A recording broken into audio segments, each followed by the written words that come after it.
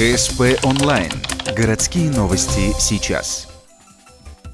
8 июня в России отмечают День социального работника. Это, пожалуй, одна из самых важных профессий – изо дня в день оказывать помощь тем, кому она необходима. Не только физическую, но и моральную. Сегодня в Ухте нуждающихся в уходе на дому 519 человек.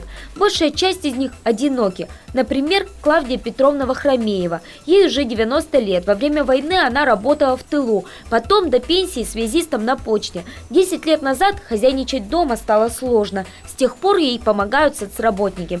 Они мне как родные, говорит пенсионерка. Приходится сейчас уже попросить.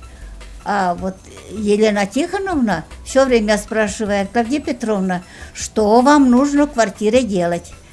Я скажу: посуду мыть, приготовить обед нужно? Я говорю: пожалуйста, если вы можете, помогите. И она может. Она – это соцработник Елена Кудряшова. С Клавдией Петровной она уже 8 лет. За эти годы прикрепили друг к другу душой и действительно стали как родные. Пенсионерка говорит, что прихода своей помощницы ждет с нетерпением.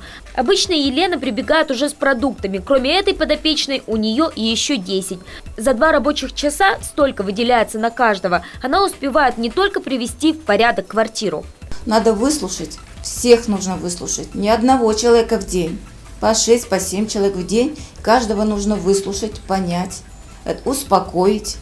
Вы сами понимаете, как это. К обслуживаемым обращаются только на «вы» и по имени-отчеству, профессиональная этика. При этом с бесконечным участием. Это уже особенность характера. И так 16 лет, изо дня в день. А когда Клавдия Петровна говорит, что главная черта ее соцработников – доброта, Елена добавляет: другие в этой службе не задерживаются. Может, потому что это очень сложная профессия – изо дня в день оказывать помощь тем, кому она необходима.